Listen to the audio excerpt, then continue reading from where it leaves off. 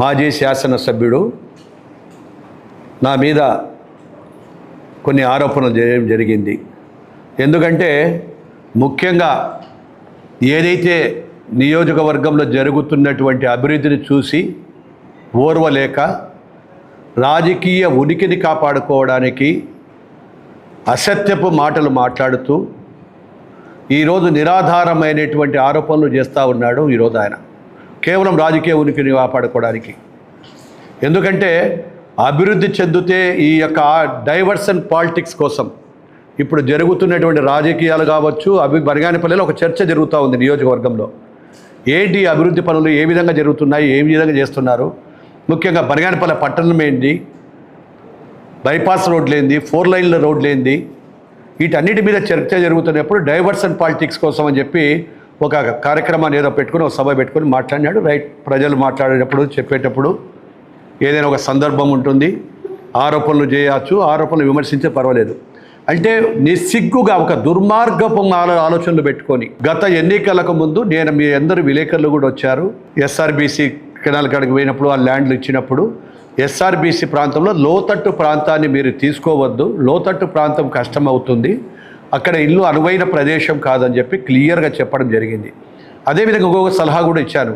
లోతట్టు ప్రాంతాన్ని వదిలిపెట్టి ఎస్ఆర్బీసీ కాలనీకి చెందినది ఒక 20 ఎకరాల పైన ఉంది, అక్కడ ఆ 20 ఎకరాలు కూడా మీరు తీసుకోండి, దానివల్ల లోతట్టు ప్రాంతం అంతా కూడా పోతుందని చెప్పి క్లియర్గా చెప్పినా అతని చేతగానితనంతో ప్రజలను మభ్యపెట్టుకోవాలని చెప్పి ఉద్దేశంతో ఆ రోజు నేను అనని మాటలు కూడా అన్నట్టుగా నిన్న చెప్తా ఉన్నాడు. దానికి సాక్ష్యం గత ఎన్నికల ముందు నేను ఏం చెప్పానో ఒక్కసారి వీడియో ప్లే చేస్తా, మీరు చూడండి అది ఏం జరిగిందో. ఒకసారి వీడియో ప్లే చేయండి అమ్మా. ఏదైతే ఇళ్ల పట్టాలన్నీ కూడా ఎస్ఆర్బీసీ కాలనీకి లోతట్టు ప్రాంతాల్లో ఉన్నాయో ఆ లోతట్టు ప్రాంతాన్ని అంతా కూడా తీసి పట్టాలకు మీరు లేఅవుట్ రెడీ చేయమని అడిగాను నేను.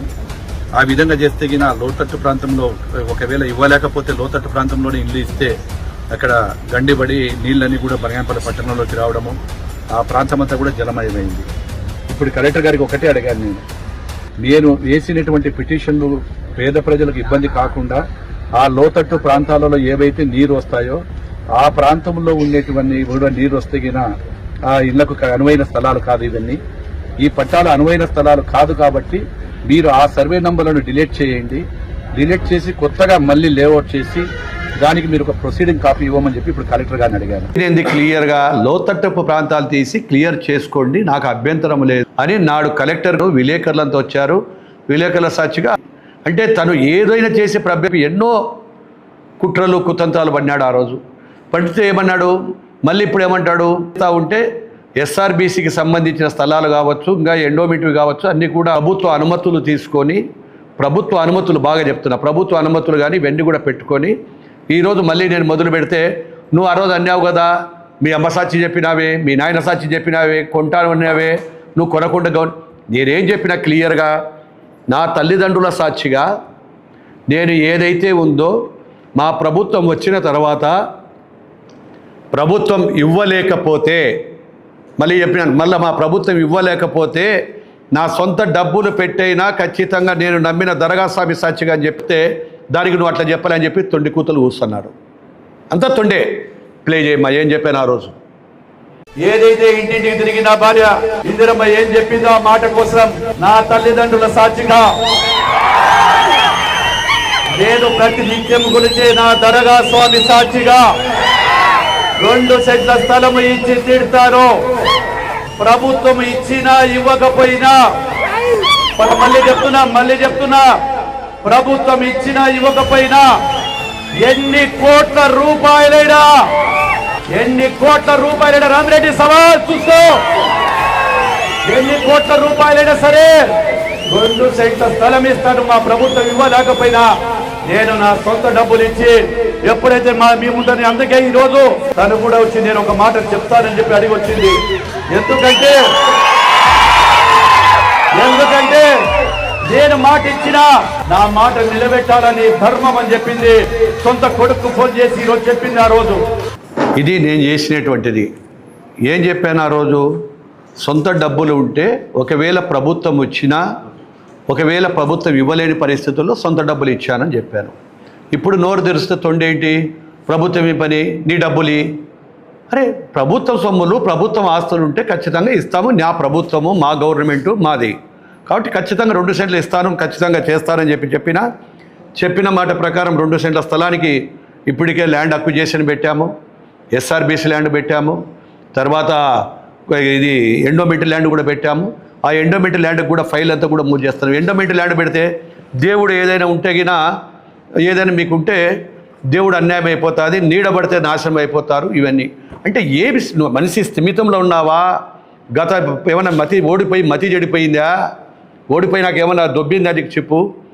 ఆ రోజు నేను చెప్పినది ఏంటి? ప్రభుత్వము ఏమైనా ప్రభుత్వం కానీ ఇవన్నీ కూడా చెప్పడం జరిగింది.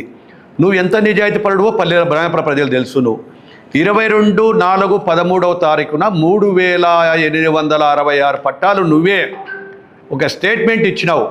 3876 పట్టాలు పంచితే ఈ పట్టాలలో యాడికి పోయినాయి రామిరెడ్డి చెప్పాలా? మాజీ శాసనసభ్యుడు ఈ పట్టాలని ఎక్కడికి పోయినాయి అంటే దొంగ పట్టాలా, లేకుంటే పొలం లేకుండా వేసినావా? ఇవన్నీ ఎక్కడికి వేసినావు? మళ్ళా నువ్వు ఇదే మొత్తం నీదే.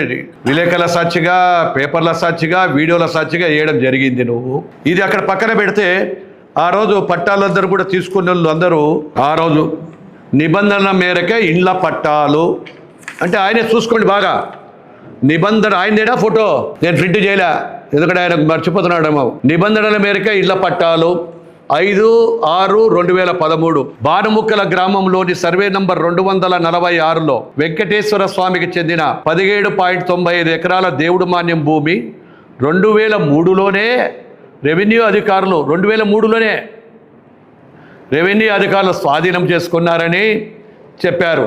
ఈ భూమిలో ఇళ్ల పట్టాల పంపిణీకి ఆర్డీఓతో అనుమతి కూడా లభించిందన్నారు. చట్టపరంగా భూమిలో ఇళ్ల స్థలాలు పంపిణీ చేసుకున్నట్టు జరిగినట్లు ఈనాడులో ఆరోపణలు కాదన్నారు. ఇంకా బనగానపల్లిలో మరికొన్ని సర్వే నంబర్లలో 3000 ఇళ్ల పట్టాల పంపిణీ నిబంధనల మేరకే చేశానని చెప్పి స్టేట్మెంట్ ఇస్తాడు. మళ్ళీ ఈ దేవుని మాన్యం యాడ నీడ తగలాలా? ఈ దేవుని మాన్యం ఎవరి నీడ తగలాలా? నువ్వే పంచినావు, నువ్వే 2013 పట్టాలు అన్నావు. ఆ పట్టాలు తీసుకోకపోతే మళ్ళీ యాడికి పోయినాయి? ఆ పట్టా తెలుదు, పట్టా ఇచ్చినావన్నావు.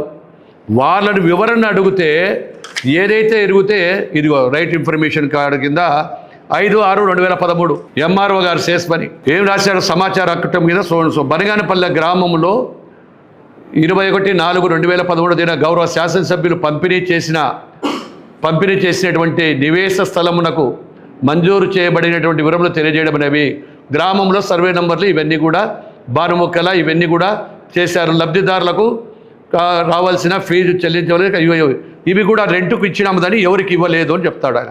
ఎవడు? ఎంఆర్ఓ. ఎండోమెంట్ డిపార్ట్మెంట్ వాళ్ళు మా ఆధీనంలోనే ఉంది, మేము ఎక్కడ కూడా పట్టాలు ఇవ్వలేదు, పట్టాలకు ఇవ్వలేదు, ఎవరికి పర్మిషన్ లేకలేదని చెప్పి సమాచార హక్కు కింద.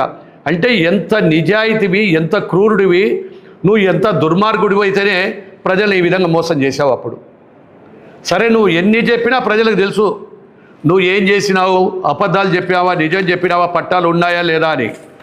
ఇవి మన దేవుని మాన్యం. ఇక్కడనేమో దేవుని మాన్యం నాకు పట్టా ఇచ్చింది ఆర్డీఓ అంటావు. అదే గవర్నమెంటే, నీ గవర్నమెంటే బా, నువ్వే అప్పుడు ఎమ్మెల్యే, అదే ప్రభుత్వంలోనే మళ్ళీ ఇచ్చినారు కాదు అని.